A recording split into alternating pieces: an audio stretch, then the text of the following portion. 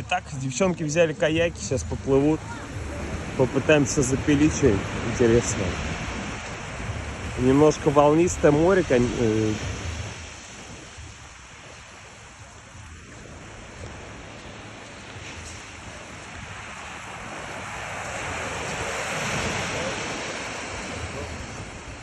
О, инструкцию дали.